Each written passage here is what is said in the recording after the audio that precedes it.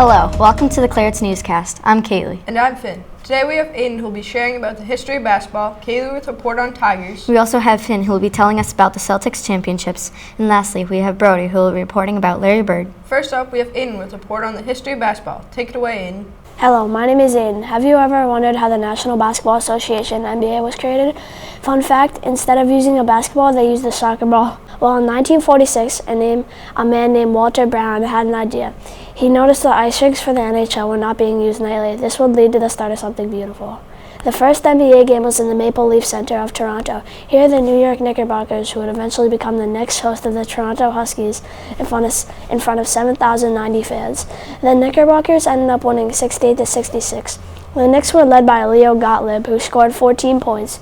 Although the Huskies lost, they had one of the best scorers in Ed Sadowski, who had 18 points, and George Nostrand with 16 points. The Basketball Americans Association, BAA, was formed.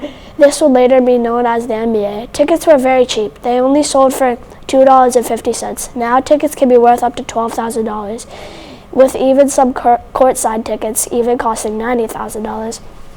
The first 11 NBA teams were the Boston Celtics, Providence Steamrollers, who would eventually be a college basketball team, Fort Wayne Pistons, also known as the Detroit Pistons, St. Louis Bombers, Philly Warriors, who would be a 6-time NBA championship team, Pittsburgh Ironmen, Washington Capitals, who would change their name 3 times as the Washington Bullets to Washington Wizards, Cleveland Rebels, who would eventually be the Cleveland Cavaliers, Detroit Falcons, who would be the Detroit Pistons, Toronto Huskies, who would eventually be the Toronto Raptors, Chicago Stags, who would be the Chicago Bulls, who would have 6 NBA championships. The Boston Celtics are first going to be called the Boston Irishmen because the Celtic was an Irish warrior. Over the course of the NBA's 77 years, there have been many records set and many records broken. John Stockton has the most assists in NBA history with 15,806 assists, breaking the previous record set by Magic Johnson with 9,921 assists. Hakeem Olajuwon has the most blocks in NBA history with 3,830, surpassing Mark Heen, who previously had the record with 3,034. The person with the most rebounds is Wilt Chamberlain, surpassing Bill Russell for the most rebounds. Wilt Chamberlain had 23,924 rebounds. The person with the most games played is Robert Parrish, with 1,611 games played, not missing any in his career. The person with the most field goals made is Kareem Abdul-Jabbar, with 15,387. The most attempted free throws is Kareem Abdul-Jabbar, with 28,307 attempted free throws. The person with the most three-pointers made, that record is owned by Steph Curry, with 3,390, shattering the previous record set by Ray Allen, who had 2,973 three-pointers. LeBron James recently passed Kareem Abdul-Jabbar in all-time points, with 38,652 right now. They had to stop in the middle of the game when LeBron passed Kareem in points, and they had a celebration. I hope this story taught you more about history of basketball. Reporting from Clarets Newscast. Now back to the studio. Wow, I didn't know that before basketballs they used soccer balls. Next up, we have Kaylee who will be sharing about Tigers. Go ahead, Kaylee. Hello, my name is Kaylee reporting from the Clarets News. Did you know that tigers are the largest cat species in the world? Today, you will be learning all about a tiger's diet, location, how many are left/endangered, and lastly, interesting facts. I hope you enjoy learning about this amazing creature. Diet. Tigers eat a variety of prey ranging from the smallest termites to elephant calves. However, their diet mostly consists of large-bodied prey weighing about 45 pounds. Sometimes they even eat larger animals such as moose, deer, pigs, cows, horses, buffaloes, and goats. Their favorite food is deer and wild boar. Some of their favorite deer species are sambar, tidal, swamp deer, hog deer, and psycher deer. Their diet, however, may be diversified. Where possible, tigers also eat buffalo and other animals such as cows, goats, and sheep, but they will also eat monkeys, peafowl, and fish. Location. Tigers are found in very diverse places like rainforests, grasslands, savannas, mangrove swamps, and even the tundras. Unfortunately, 93% of tigers' homes have disappeared, primarily because of human activity. Tigers once roamed all around Asia, but sadly, they now only live in 13 countries. The big cat's habitat spans Southeast Asia, India, and Thailand up to the northeastern regions of the continent to China and Russia. How many are left/endangered? Unfortunately, not a lot of tigers remain in this world, and most of them are kept in captivity. Sadly, tigers are on the brink of extinction. Just over a century ago, 100,000 wild tigers roamed across Asia. Today, fewer than 4,000 live in a mere 4% of their historic range. The largest tiger population can be found in India, home to half of all remaining wild tigers. Interesting facts. Did you know that they have fake eyes called an ocelli? These white spots of fur on the back of their ears makes the prey or predator think they are being watched, which scares the animals even when the tiger is sleeping. Tigers may look like giant versions of our house cats, but unlike most domestic cats, they love water and enjoy swimming. They even hunt in water and can swim really far. Female tigers give their cubs swimming lessons when they are young, so no animal is safe from a tiger, not even if it's in the water. I hope you enjoy learning all about a tiger's eating habits, location, how many are left, and interesting facts. I hope you had as much fun reading it as I did researching it. Overall, I hope you start taking care of the planet because the tigers depend on it. I did not know that tigers can swim that well. We also have Finn, who will be telling us about the Celtics championships. With 17 championships, many people consider the Celtics the best franchise ever. The Boston Celtics are a historic team in the NBA, National Basketball Association. Some reasons why are the first championship, latest championship, Bill Russell's helped Celtics, and championship-winning coaches. First championship. The first championship that the Boston Celtics won was in April 1957. They played the St. Louis Hawks, who are now in Atlanta. The Celtics were led by center Bill Russell and small forward, power forward Tom Heinsohn. The series went to Game 7. Celtics latest championship. The Celtics' latest championship was in 2008. They played the Lakers. The series went into 6 games. The Celtics were led by Paul Pierce, Kevin Garnett, Rajon Rondo, and Ray Allen. Ray Allen had 8 threes in Game 2 of the 2008 Finals. The Lakers had star player Kobe Bryant. How Bill Russell helped Celtics. Bill Russell is considered one of the best players ever. He has many reasons to be considered that. He led the Celtics to 11 NBA championship wins. He was also player coach from 1966 to 1969. Bill Russell was a 5-time MVP and won many more awards. Due to the many achievements of Bill Russell, his number 6 is now retired and nobody can use it in the NBA. Championship-winning coaches. Doc Rivers was the Celtics coach from 2004 to 2013, winning 1 NBA championship in 2008. Bill Russell was a player coach and won 2 NBA championships, one in 1968 and one in 1969. Red Auerbach was the Celtics coach from 1950 to 1966. Red Auerbach won 9 NBA championships, 1957, 1959, 1960, 1961, 1962, 1963, 1964, 1965, and 1966. He was also a general manager until 1985. Maybe they can get another one this year and have the most NBA championships. Reporting from the Claret's Newscasts, now back to the studio. I can't believe they won 17 championships. Last but not least, we have Brody reporting on Larry Bird. Hello, my name is Brody Autry. Do you know who the hick from Friend Chick is? You might know him as Larry Bird, one of the greatest basketball players of all time. Bird had a rough childhood that would mold him into the ultimate competitor. This drive would lead him to be not only one of the best college players, but also one of the league of the National Basketball Association, NBA. Larry Joe Bird was born on December 7, 1956. Bird had 4 brothers and a sister. They lived in a very small town called French Lick, Indiana, with a population of 1,730. Growing up in a small town meant not a lot of opportunities for jobs. Due to this, they were poor. Unfortunately, Larry's dad had a drinking problem, which would lead to his suicide. Larry and his dad were close as glue, and that hurt Larry immensely. Larry learned about hard work and his dad while watching him jam his broken foot into a work boot every day for a month. Due to this being poor and the depressing of losing his dad, Larry became hyper-focused on sports like basketball and baseball. Bird worked many jobs growing up when he was young to help support his family. However, basketball was his escape from reality. When he was on the court, nothing could bother him. In Larry's senior year at Spring Valley High School, he was averaging 31 points, 21 rebounds, and 4 assists. His basketball skills were unmatched around the country. This drew attention of many fans as well as colleges. One college that was extremely interested was Indiana College. Bird would commit to commit and attend in the fall of 1974. When Bird showed up to school, he felt embarrassed because he didn't have a lot of money like most college students. In fact, only had 3 pairs of shirts and 2 pairs of pants. After less than a month, he dropped out of school. When he returned to French Lick, Indiana, then he went to Northwood University and did municipal jobs for a year before finding a new home at Indiana State University. Here, Bird would dominate college basketball. He had told the year career with the Sacramento Sycamores, helping them to make the NCAA tournament for the first time in school history with a 33-0 record.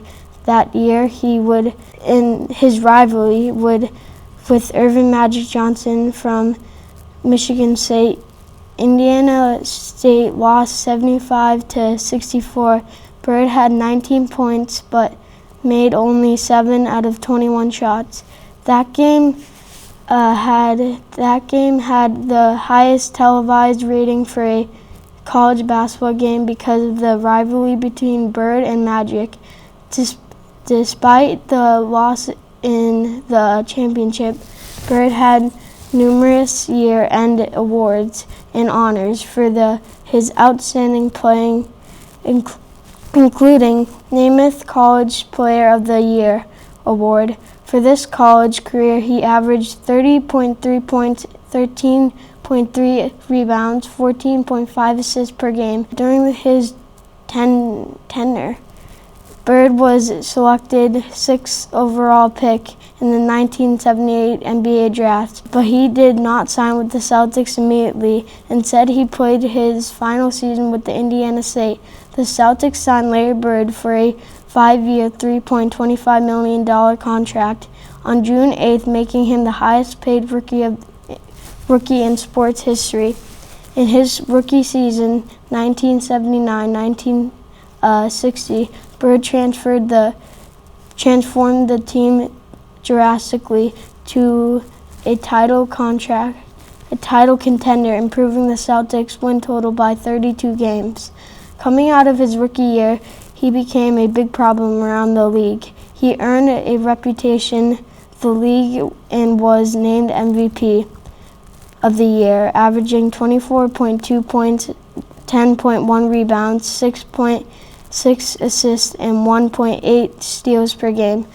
With his nasty skills and ruthless trash talking, he became one of the most feared players in the league. Making shot after shot, buzzer beater after buzzer beater, he became Larry Legend.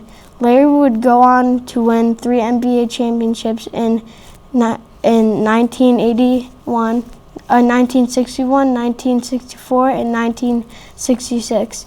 He would also win MVP of the year 3 times in a row.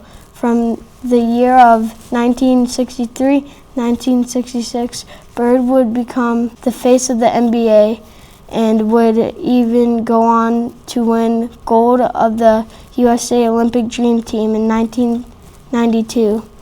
Unfortunately, due to his injuries because of Bird's hardcore playing styles and hardcore labor, in Bird's early life, his back would be his downfall. On August 18, 1992, Bird announced his retirement. This would be the end thought, as Bird would go on to coach and then later own the Indiana Pacers. In conclusion, I hope you enjoyed learning about Larry Bird.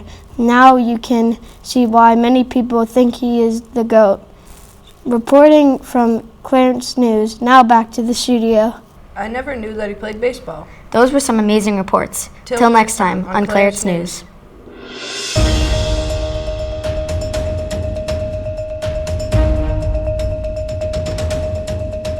Hi, my name is Jazzy Pursuti. And my name is Gigi Sensula. Welcome to the Ratty Patty News. Today we have Allie with a report on Bob Ross. And Haley with a report on volleyball. Gigi with a report on Neutrogena Daily Cleanser. And Jazzy with a report on capybaras. and Noah with a report on Blox Fruits. First up, we have Allie Adams with a report on Bob Ross. Take it away, Allie. Hi, I'm Allie Adams. Let's give this little cloud a friend. It's the phrase by the popular painter Bob Ross. Do you know who Bob Ross is? He's a famous painter. I always wondered what his life was like. To be specific, his life story, family, birth to death, why he painted, and how he found his inspirations, and some facts I probably didn't know. Life story. Bob Ross's life is pretty interesting. Bob Ross was raised in Orlando, Florida. After a year of high school, he dropped out. At the age of 18, he went into the Air Force. In Alaska, he took his first painting class at the Anchorage United Service Organization. Family. Bob Ross had a few people living in his house. He had his son, Steve Ross, and his wife, Linda Ross. Birth to death. Bob Ross was born on October 29, 1942, and died on July 4, 1995, at the age of 52. Why Bob Ross painted? Bob Ross did not like to raise his voice, but in the Air Force, he had to bark orders. He promised to never raise his voice again, and he never did. So he started taking painting classes. Bob Ross was inspired by the painter Bill Alexander. Fun facts: Bob Ross cheated on his first wife, Vicky. His second wife, Jane, died of cancer. Lastly, Bob Ross married Linda, but died a few months later. Bob Ross lost a finger helping his dad make something for carpentry. Wow, Bob Ross's life is pretty interesting. Who knew he was inspired by Bill Alexander? I thought he painted those natural kind of looking paintings because he loved nature. I'm reporting from Ratty Patty News. Back to you, Gigi and Jazzy. Wow, that was amazing. I didn't know that Bob Ross took his first painting class in Alaska. And I didn't know that he dropped out of school at the age of 18 to serve in the Air Force in Alaska. Next up, we have Haley doing a report on volleyball. Take it away, Haley. Did you know in volleyball the fastest spike was 88 miles per hour? Hi, my name is Haley, and today I'm going to be telling you about the history of volleyball, the rules, the equipment, and more fun facts. Alright, let's get started. The sport volleyball was invented by William G. Morgan. He worked at the YMCA in Massachusetts in the town Hockley as a physical fitness instructor. William invented volleyball in 1895, and he originally called it Mintonov. He created this game for a strenuous activity of basketball. It was a less active sport for volleyball too. Volleyball was a world champion sport in 1948. Volleyball became an Olympic sport in 1964. Beach volleyball was also popular to the 1900s to 2000s for many people. To play this game, you need 6 players on each side of the court at all times. One person from the team starts on the end line to serve the ball. You get a point when the ball hits the ground only inside the court. You also get a point by hitting the ball out of bounds. You may not hit, set, or spike the ball more than 3 times if you are outside of the line. The other teams get to serve. When you get the ball, you can't hold it. You have to pass it. If they do 3 games, best out of 2 wins. Some volleyballs are leather or synthetic. If you're not sure what synthetic is, it is like fake leather. Also, you need to have knee pads for the hard floor so you don't hurt or bang them up. The court is 59 feet long and 29 feet wide. All standard volleyball nets are 7 to 8 feet tall. The ball may be played with any body part except your feet. The ball has an air bladder to keep the ball inflated. Did you know the fastest spike in volleyball was 88 miles per hour? Wow, that's fast. You must win by 2 points. The winner has to have 25 points. Also, fun fact, you can dive to get the ball. Volleyball was a men's Olympic sport in 2008. You can get a point if you do an ace on the first serve. It's called a rally when the ball goes back and forth. The game starts when the captain flips the coin, and whatever side it lands on, that team gets to start. Well, that's all I have for you today. I hope you learned some cool stuff about volleyball. And also, don't forget the fastest spike in volleyball is 88 miles per hour. Reporting from Ratty Patty News, back to you in the studio. Wow, I did not know that the fastest spike in volleyball is 88 miles per hour. I know, right? Next up, we have Gigi doing a report on Neutrogena Daily Cleanser. Take it away, Gigi. Hello, my name is Gigi. Do you use face cleanser? Well, I do. In fact, I use Neutrogena Daily Cleanser. Here are 5 good things to know about Daily Cleanser. To start, what's in Neutrogena Daily Cleanser? Also, what are the benefits of Neutrogena Daily Cleanser? How to use or apply Daily Cleanser? How it helps you have a pimple-free life, and why Neutrogena Daily Cleanser helps. What's in Neutrogena Daily Cleanser? The ingredients are as follows: glycerin, sodium, laureth, sulfate, laureth glucoside, cocamide propyl butane. All of the ingredients chip in to make the cleanser clear. When you use Neutrogena Daily Cleanser, it has no color, so it leaves you with no color or anything on your face. This gel cleanser is very good for your skin. Once it's on, it gives you a good moisturized feeling. The benefits of Neutrogena Daily Cleanser. It helps by deep cleansing your face and helping the pores. Also, it cleans off dirt and other oils, sort of like a face shower. Not only does it clean your face, it also removes any makeup or marker. Really anything you put on your face. This cleanser leaves your skin hydrated and clear. How to use or apply. To apply really any type of face cleanser is simple. All you have to do is wet your face with warm water, then apply the cleanser with one simple pump. If you feel like you need more, only a little bit came out, you can do 2 pumps. Once you spread that around your face, go back to the warm water and wet your face. Why? It prevents pimples. Neutrogena Daily Cleanser deep cleans your face and gets rid of all the oils that cause the pimples or anything on your or any face reaction. Not only is it taking off all the oils, it's also taking off all the buildup and hydrates your skin on your face. Why Neutrogena Daily Cleanser helps. Clinically proven gentle, it cleanses even the most sensitive skin prone to acne and eczema while leaving it feeling clean and hydrated. Not overly dry or tight. This non-foaming, non-medicating face wash is hypoallergenic, non-comedogenic, and free from fragrances, soaps, dyes, and parabens. Now maybe you will go to the nearest store and buy a Neutrogena Daily Cleanser. Wow, I did not know that Neutrogena Daily Cleanser works that well. Seriously. Next up, we have Jazzy with a report on capybaras. Take it away, Jazzy. Hi, my name is Jazzy. Do you know what capybaras are? Well, they are very friendly animals that live in Central and South America. You are probably wondering, where do they live? What are the features of the capybara? Are capybaras friendly? What is the capybara's diet? Do capybaras often travel? And lastly, are capybaras the largest rodent? Like I said earlier, the capybara is found on Central and South American riverbanks beside ponds and in marshes or wherever standing water is available. But some zoos in North America have capybaras. Also, what are the features of a capybara? Well, their toes are partially webbed for paddling around, and their reddish to their dark brown fur is long and brittle and perfect for drying out quickly on land. Plus, the capybara has no tail, a face that looks like a beaver, and is hairless. Lastly, capybaras are also closely related to cavies and guinea pigs. Are capybaras friendly? Believe it or not, capybaras are some of the most charming animals you'll ever see. Not only are they adorable and cute, but these large and social animals are also admired worldwide for their cute and friendly demeanor. Since they are so friendly, they are completely harmless since nothing seems to bother them. What is the capybara's diet? They are actually vegetarian. They can eat up to 8 pounds a day with water, plants, and grasses. They chew side to side instead of chewing up and down like us humans. Chewing from side to side helps capybaras to eat tough plant materials. Lastly, they have sharp teeth that continuously grow and are useful when breaking down multiple types of plants. Next is, do capybaras often travel? Capybaras usually live in small groups of about 10. It is common for there to be 1 male and 1 or more females and several baby capybaras. Also, a group with 10 capybaras is helpful so they can watch for predators. Lastly, the female capybara has the job of protecting, watching, feeding, and caring for the capybara. The male has the job of protecting, keeping an eye out for predators, and hunting for food. Last but not least, are capybaras the largest rodent? They are. Capybaras can reach up to 4 feet in length and weigh up to 145 pounds or more. Plus, they are a member of the Hadrosaurus family and visually resemble a larger version of a guinea pig. Also, these large creatures also go by the names of chigua, carpinchino, or cappies. Lastly, they are semi-aquatic creatures. These are all my interesting facts about capybaras. Maybe you will be more interested in this amazing creature. Reporting from the Ratty Patty News, back to the studio. That was amazing. I didn't know that capybaras are the largest rodent in the world. Next up, we have Noah on his report on Blox Fruits. Take it away, Noah. My name is Noah, and do you play Roblox? Have you ever heard of Blox Fruits? Blox Fruits is an online adventure game based off the popular anime One Piece. Blox Fruits is all about leveling up, getting swords, getting accessories, and defeating other players.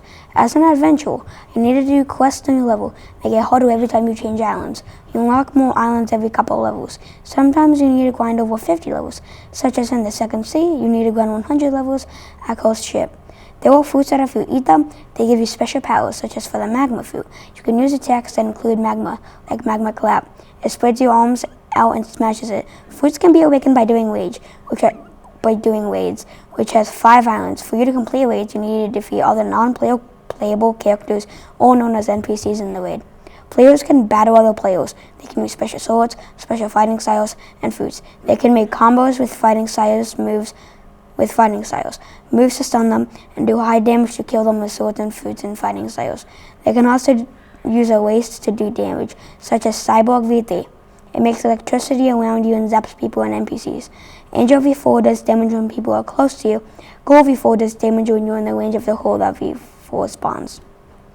There are 3 different Cs: 4th C, 2nd C, and 3rd C. The way you get to 2nd C is reaching level 700 and defeating a boss. For 3rd C, you need to reach level 1500 and defeat Whip Injure NPC.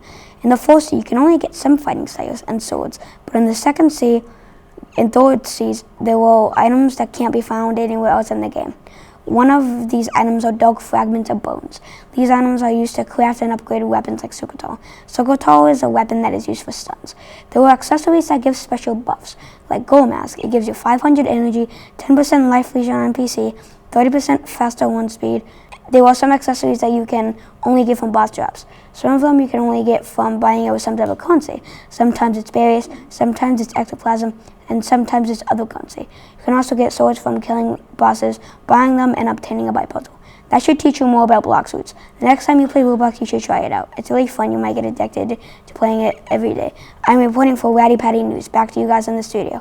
I did not know that Blox Fruits is a game on Roblox. And I didn't know that in Blox Fruits you can fight people. Those were some amazing reports. Stay safe and see you guys next time on the Ratty Patty News. Ratty's out.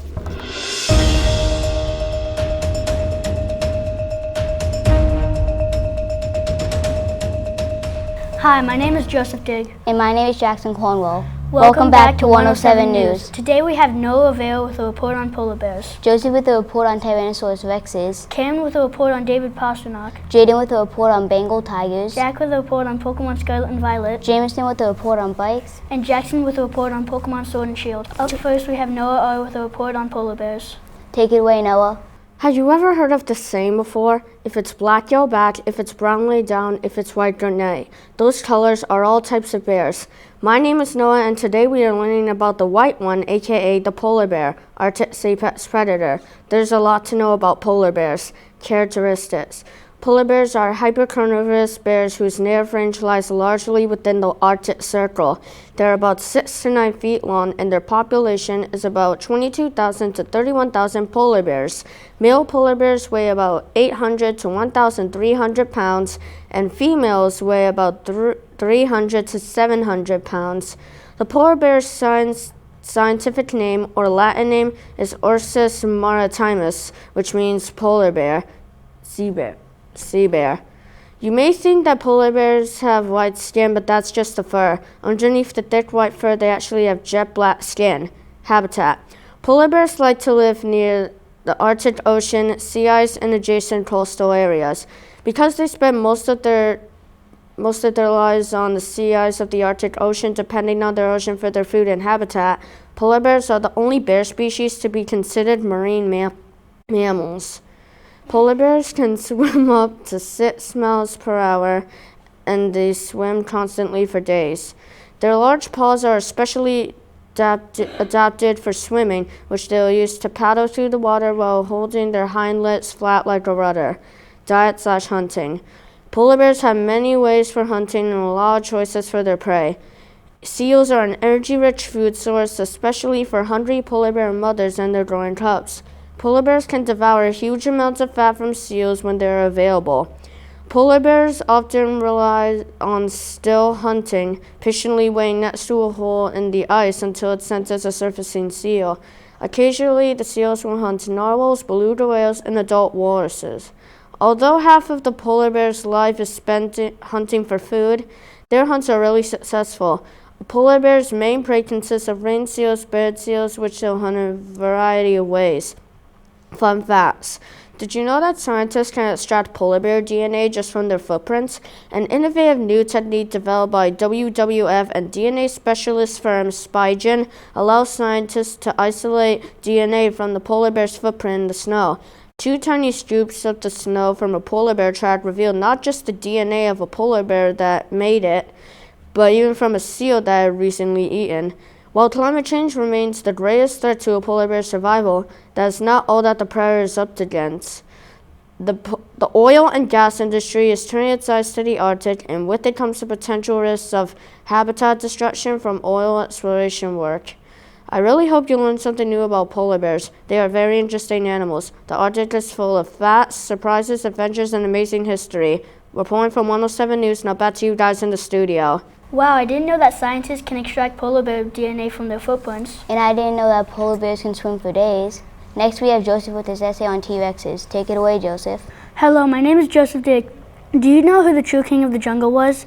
It's the Tyrannosaurus Rex. Tyrannosaurus Rex translates to king lizard. T-Rex have distinct characteristics, an awesome history, an amazing diet, and gigantic fossils. Characteristics. The T-Rex has a gigantic mouth and has 50 to 60 long serrated teeth. The T-Rex is 12 feet tall and 40 feet across. The T-Rex had feathers as a hatchling, but as an adult it didn't need feathers. The T-Rex had very strong legs, but had small arms, but they could bench press 400 pounds. History. The first T-Rex was named Tyrant King and was found in 1902 in Hell Creek, Montana by Barnum Brown. The T-Rex was a dinosaur from the late Cretaceous and lived until the asteroid hit 66 million years ago. The T-Rex lived in forests, near rivers, and in open plains where lots of prey live. Diet. The T-Rex was a carnivore and a scavenger. The T-Rex is a cannibal, which means it eats other T-Rexes. It also eats large dinosaurs like the Triceratops and Montosauruses, Stegosauruses, and lots more. T-Rex fight over food and water. Lots of times the other T-Rex runs away or dies. Fossils. The first T-Rex fossil was Tyrant King, the T-Rex. A T-Rex fossil has approximately 380 bones. Lots of T-Rex fossils had bite marks and battle marks, and because it was a carnivore, so it fought a lot of dinosaurs in its life. A lot of the USA T-Rex fossils are found in Montana and South Dakota. I hope you learned a little more about the T-Rex. I'm glad they died out because I would not want to have one in my backyard. Reporting from 107 News, now back to you guys in the studio. Wow, I didn't know that T-Rexes have 380 bones. I know, right? Next up, we have Cameron with his essay on David Pastrnak. Take it away, Cameron. Do you like pasta? I am not talking about the Italian cuisine. I am talking about David Pastrnak, the star forward on the Boston Bruins hockey team. Hello, my name is Cameron. David Pastrnak has an interesting life that many people would never imagine. Let's drop the puck on this story. Early life. David Pastrnak was born in Harrov, Czech Republic on May 25, 1996. When he was 15 years old, he played in the under-18 Czech Hockey League and had 41 goals and 27 assists. However, in 2013, his father Milan died during a battle with cancer and has been playing hockey harder ever since. Not long after he turned 16, he moved to Sweden, where he spent 2 seasons in the Askelven League before he was drafted in the NHL in 2014. Early career. With the 25th pick in the 2014 NHL draft, the Boston Bruins selected David Pastrnak. As soon as the fans heard his name called out, they knew an NHL All-Star was here. Then on January 10, 2015, he scored his first career goal from a rebound from the goalie's pads against the Philadelphia Flyers following a 3-1 win on the road. After the season ended, he finished off with 10 goals and 17 assists. Middle and current career. Between his second and fifth season, he had 122 goals and 120 assists. Unfortunately, in 2019, he suffered an upper body injury that sidelined him for most of the season. Then in 2020, he only had 20 goals and 28 assists. Right now, he had his best season with 61 goals and 52 assists, and his second and most goals in the whole league. This year, his team also has the most wins in history with 64. Conclusion. I hope you learned a little more about pasta from the Bruins and not the pasta we eat. Let's hope he's going to bring the cup home for Boston. Reporting for 107 News, now back to you guys in the studio. Wow, I didn't know that David Pastrnak has the second most amount of goals in the 2022 to 2023 season. I know, that's so interesting. Next we have Jaden with his essay on Bengal Tigers. Take it away, Jaden. Well, my name is Shane Sparks. Did you know that there are only 2,500 Bengal tigers left in the wild? These magnificent felines are only found in Indiana, Nepal, and Bhutan. Bengal tigers have a fascinating diet but are losing their habitat to poachers and deforestation. This is how they hunt. They'll sit and wait in the bushes and watch the prey come close enough to pounce, bite, and kill it. Poachers and what they have done to tigers. Although most poaching is stopped, the human population and poaching are the biggest problems. As population grows bigger in those areas, there needs to be more homes for people and they cut down more of their home. They'll build more homes on the home of tigers. Habitat deforestation is the biggest problem for Bengal tigers. As they cut down more of their home, they have a smaller area to live in, and the dangers of their home and where they live. The main dangers of their home are poachers because they're apex predators. They do not have animals who kill them. They live in Indiana, Nepal, and Bhutan. Human population is another danger. There is one more danger to Bengal tigers: illegal animal trading. Humans are the biggest threat to Bengal tigers. I hope you learned something about tigers' home, diet, dangers of their habitat, and how the amazing tigers hunt, and what us humans have done to Bengal tigers. I'm reporting from 107 News. Now back to Jack and That was so amazing. I know, right? Next we have Jackson with his essay on Pokemon Scarlet and Violet. Take it away, Jackson. Hello, my name is Jackson Cornwell. Everybody knows who Ash and Pikachu are, but do you know about the newer Pokemon games and their storylines? The main storyline of the newer Pokemon games, Scarlet and Violet, are completely different from any other Pokemon game. There are Terra types, Terrestrialization, Terra Raids, and Event Terra Raids. The Titans, the Elite Four, Team Star Bases, and Area Zero. Terra types. Terra types are a completely different type that a Pokemon has. A Terra type changes the user's type completely to the Terra type. In the Electric type gym, once Ioma's Miss Maggie changes to its Terra type, which is Electric, it has no weaknesses.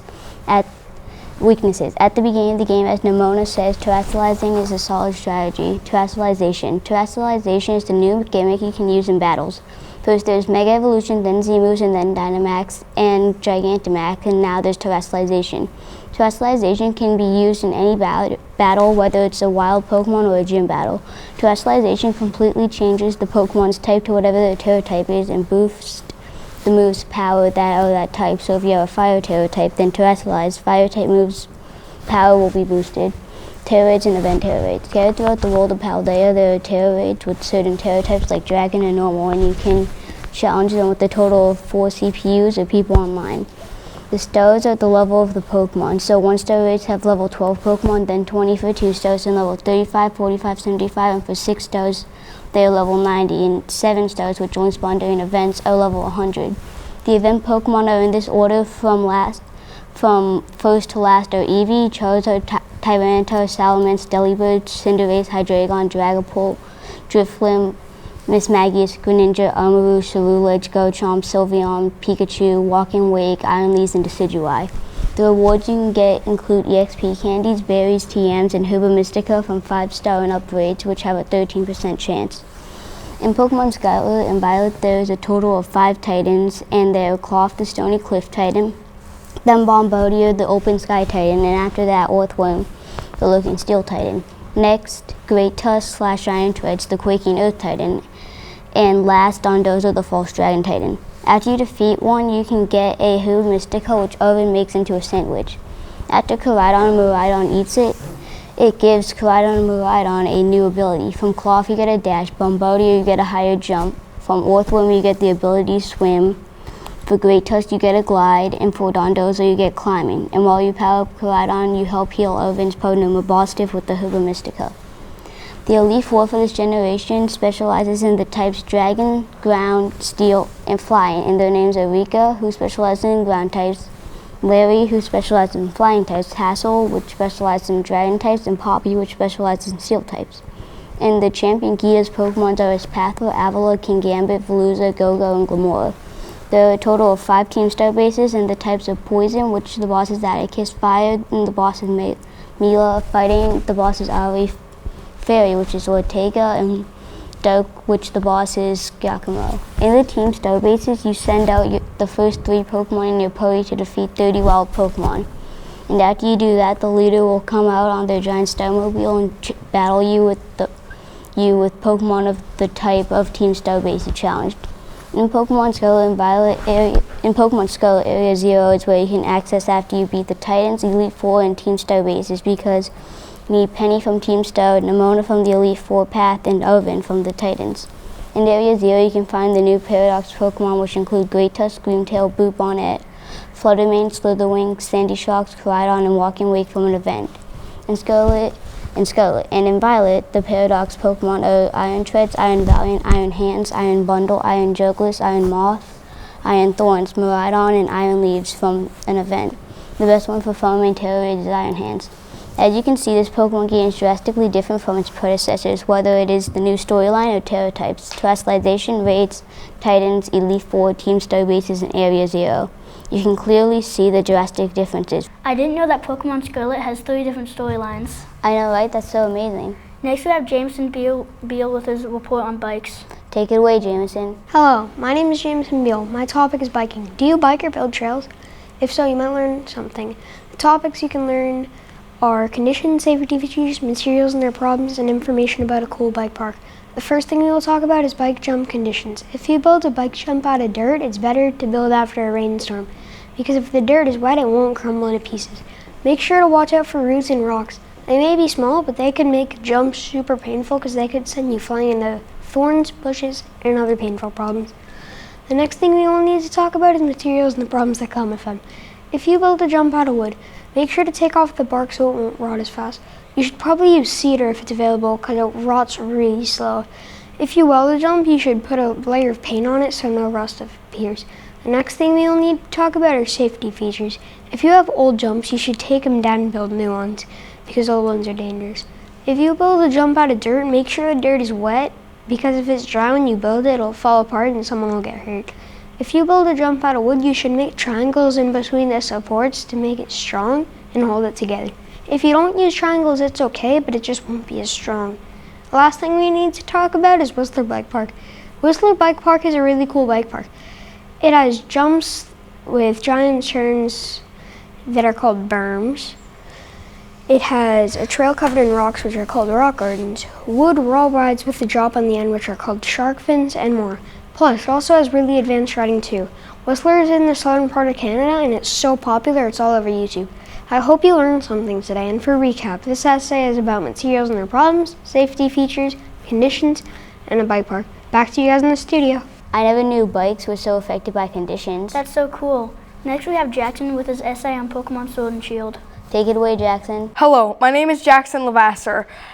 The history of Pokemon includes many topics. Pokemon debuted in the United States in August 1998 and in its home country of Japan in 1996. In 2022, Pokemon generated more than $645 million. Let me begin by discussing the starters. Starters are well known for their appearance in Pokemon games. In fact, starters have been popular ever since the first generation. People, including myself, do like starters. My favorite starter is Cinderace. Some of the names of the starters are weird but popular. Some of the starter names are some of the starters' names include Grookey, Sobble, and Scorbunny. Types of Pokemon. Typings have been in Pokemon ever since the first generation. Grass was weak to fire, fire was weak to water. It was simple.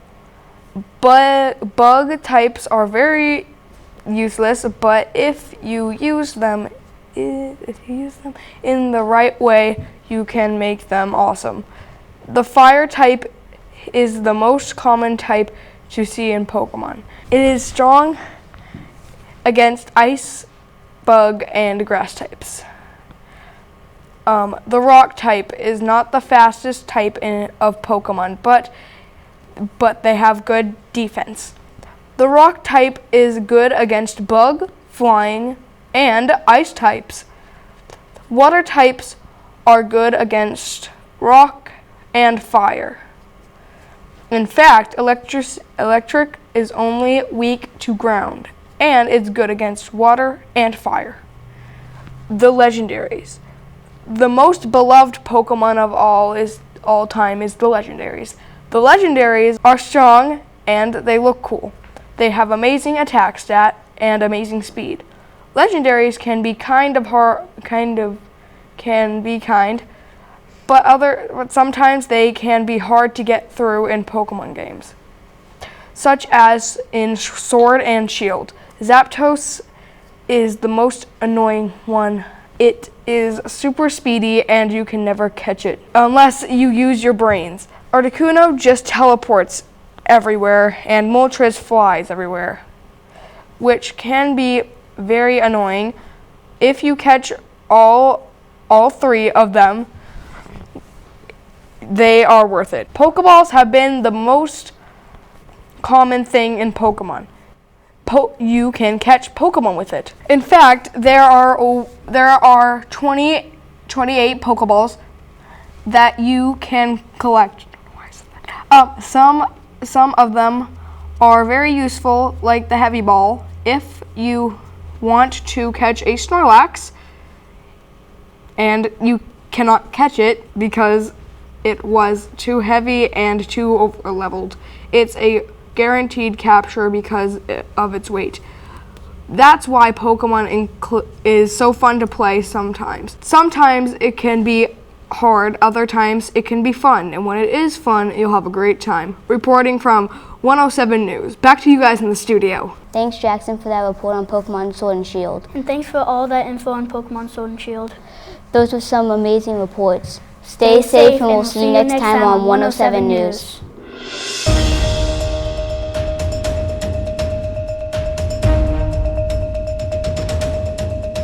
Hello, my name is Riley Janulowicz. And my name is Shayla Titus. And welcome to Grippers News. Today we have Emily with a report on how to catch and care for Puffskins. Shane with a report on Roller Kingdom. And Riley with a report on tree frogs. To start us all off, we have Emily with a report on how to catch and care for Puffskins. We wish you good luck, Emily. Hi, my name is Emily, and today I will be reading my writing on how to catch and care for Puffskins. Have you ever heard of a Puffskin? If you have, this is perfect for you. Puffskins are pretty cool creatures. They are small, fluffy creatures with long tongues, short legs, and big eyes. Now that you know what they look like, this is how you catch and care for Puffskins. Puffskin regions. If you want to catch a Puffskin, you need to know where to go to find a Puffskin den. Puffskin dens are found in North Hogwarts, the Forbidden Forest, Manor Cape, Feldcroft, Clanmar Coast, and Poitsere Coast. These are places in the wizarding world of Hogwarts. How to catch Puffskins. Now that you know where to find Puffskin dens, you need to know how to catch them. The first thing you do when you find a Puffskin den is to use the Disilluminate charm so you're invisible to the eye and you do not scare off the Puffskins. However, before you go into the den, make sure to have arrest of momentum ready. This is because when the Puffskins try to run away, you can slow one down and catch it with your knapsack. A knapsack is bigger than it looks, but isn't endless. Where to keep your Puffskins. Catching your Puffskins is part of the quest, the house elf, the knapsack, and loom, where you get your Puffskins, your Jabberknolls, and your Mooncast. But the Jabberknolls and Mooncast are different stories. Once you catch them, you go to Deke the house elf, and he will meet you at your room of requirement, and you will get your first vivarium, where you will keep your Puffskins. How to care for your Puffskins. Now that you have your Puffskins or Puffskin and a place to keep them, you need to know how to care for them. Puffskins, like all beasts, eat beast feed, but I recommend going to Tomes and Scrolls and getting the beast feeder so it will feed your beast for you. Also, your Puffskin will give you Puffskin fur if your Puffskin is fed and brushed. Puffskin fur can be used to upgrade your gear with the enchanted loom. Puffskins play with the boogie ball, but the only way to get the boogie ball is by getting the toy box from Tomes and Scrolls, or the football which every beast plays with. Now I wonder, now that you know how to catch Puffskins, I wonder if you will catch one now. I recommend that you get arrest of momentum if you haven't yet. Reporting from Grippers News, now back to you guys in the... Amazing job, Emily. I did not know that Puffskins live in Manor Cape. Great job, Emily. I also didn't know Puffskins play with a boogie ball for fun. Coming up next, we have Shaylin with a fascinating report on Roller Kingdom. Take it away, Shaylin. Hi, my name is Shaylin, and today I'll be reading a report on Roller Kingdom. Now let's get started. Did you know that roller skating has been around since the 18th century? Have you ever been to Roller Kingdom? If you haven't, I'll tell you some interesting facts about this roller skating place. Laser tag. If you win a game in laser tag at Roller Kingdom, they would give you a free drink pass, and with that pass, you could get any drink you wanted for free. Also, when you play laser tag, you are allowed to wear socks or shoes. It is your choice, but they do not allow you to wear your roller skates while playing laser tag. If you would play laser tag, it would cost you $5. To add on, you also would have infinity ammo, and you would also be given a superhero name on your laser tag gun to tell who won on the scoreboard. Arcade.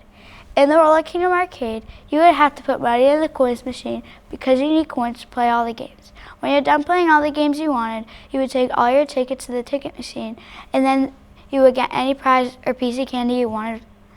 Lastly, you cannot take any of the prizes you get on the skating rink. Karaoke. When you're on the karaoke stage, you are not allowed to have any foods or drinks on the stage, and no roller skates or blades. Also, the karaoke is only open from 1 p.m. to 5 p.m. And to finish it off, if you win karaoke, you get a free drink pass. Song requests. If you want Roller Kingdom to play a song you want, you would go up to the front desk and write the song name and the name of the person who wrote the song. Also, Roller Kingdom will not play any bad songs. To add on, you also could do a song request on your phone by scanning a barcode, and that barcode will lead you to a website where you can type your song and song artist, and that is also up at the front desk. On the skating rink. While roller skating on the rink, you cannot bring any toys, food, or drinks while skating. Also, you can't play any sorts of game like tag or racing while you're on the roller skating rink. For example, you would get kicked off right away if you were playing tag because you could crash and get a person and yourself hurt. Last but not least, you cannot speed or go on when it is not your age division and when they are doing speed skating. These are some facts on Roller Kingdom. If you go, I guarantee you'll have a blast. Reporting from Gripper News, back to you guys in the studio. Thanks, Shaylin. I did not know it was that cheap to get into Roller Kingdom. I know, right? Me neither. And to finish it off, we have Riley with a report on tree frogs. Take it away, Riley. Hi, I'm Riley, and this is my report on tree frogs. Did you know that tree frogs can be 2.5 centimeters long? Here are some interesting facts about tree frogs. Habitat. Tree frogs can usually be found in jungles, woodlands, and marshes. You can find tree frogs living near trees or in trees. Frogs can be seen hopping along fresh bodies of water. Diet. Tree frogs have a diet of various insects, including flies, ants, crickets, beetles, and moths. These crunchy insects satisfy tree frogs. What's in the hands of a tree frog? The hands of a tree frog are webbed to grip the tree. Its hand is filled with mucus to stick to the tree. Their toe pads are flat-topped with hexagonal cells, surrounded by grooves that are filled with mucus. Lifespan. An average tree frog can live 5 to 9 years. Tree frogs are not endangered, so they can live happily and free. To end it off, tree frogs are slimy creatures that you can find in your backyard. Reporting from the Grippers News, now back to Shaylin. Wow, that is amazing. I didn't know tree frogs are so small and sticky. Me neither. Those are some fascinating stories. I hope everyone watching this news channel had an amazing time. Have a good day. And the Grippers are out.